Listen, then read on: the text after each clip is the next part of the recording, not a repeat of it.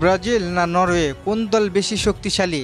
এই প্রশ্নের উত্তর খুঁজতে হলে শুধু নামের দিকে তাকালেই হবে না, দেখতে হবে দুই দলের বর্তমানের ফর্ম, খেলোয়াড়দের মান, কৌশল, অভিজ্ঞতা এবং বড় ম্যাচের পারফরম্যান্স।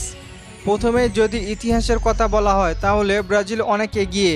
বিশ্ব ফুটবলের সবচেয়ে সফল দলগুলোর মধ্যে একটি ব্রাজিল।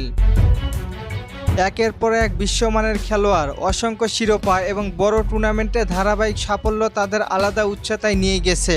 ব্রাজিলের জার্সি মানে আক্রমণাত্মক ফুটবল, অসাধারণ স্কিল এবং আত্মবিশ্বাস।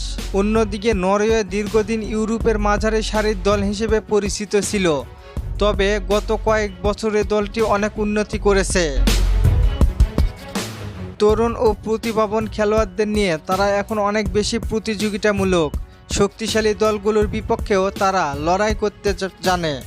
আক্রমণ ভাগের কথা বললে ব্রাজিলের শক্তি সবচেয়ে বেশি চোখে পড়ে উইং দিয়ে দ্রুত আক্রমণ, ড্রিবলিং, 1-to-1 পাস এবং গোল করার সুযোগ তৈরি করার ক্ষমতা ব্রাজিলকে সবসময় ভয়ঙ্কর করে তোলে। ম্যাচের গতি বদলে দেওয়ার মতো একাধিক খেলোয়াড় সাধারণ তাদের দলে থাকে। নরওয়ের সবচেয়ে বড় শক্তি হলো তাদের শারীরিক সক্ষমতা, সংগঠিত ফুটবল এবং দ্রুত কাউন্টার অ্যাটাক। তারা সুযোগ পেলেই সরাসরি আক্রমণে যায় এবং সেট পিস থেকেও বিপজ্জনক হতে পারে। তাই ব্রাজিলের রক্ষণকে পুরো ম্যাচ জুড়ে সতর্ক থাকতেই হবে।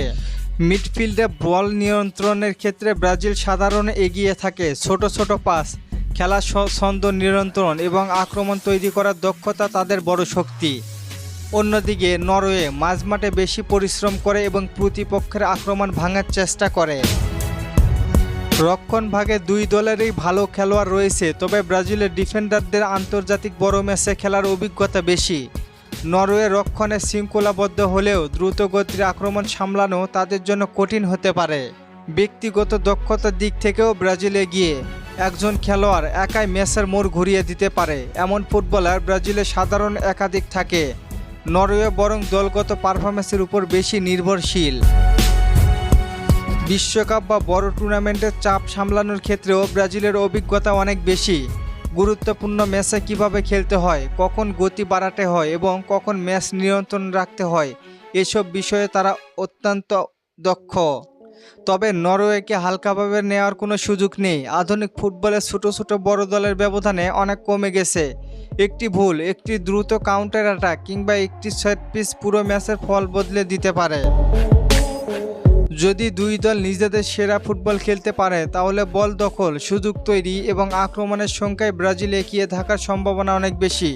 কিন্তু নরওয়ে ধৈর্য ধরে খেললে এবং সুযোগগুলো কাজে লাগাতে পারলে তারাও চমক দেখাতে পারে। বর্তমানে সব দিক বিবেচনা করলে কাগজে কলমে এবং সামগ্রিক শক্তিতে ব্রাজিল এগিয়ে থাকবে। ইতিহাস, স্কোয়াড, টেকনিক্যাল দক্ষতা এবং বড় ম্যাচের অভিজ্ঞতা তাদের বাড়তি সুবিধা দেয়। তবে ফুটবলে শুধু শক্তিশালী দলই সবসময় জিতে না। মাঠের 90 মিনিট পারফরম্যান্সের উপরই ভিত্তি করে কোন দল বিজয়ী হবে।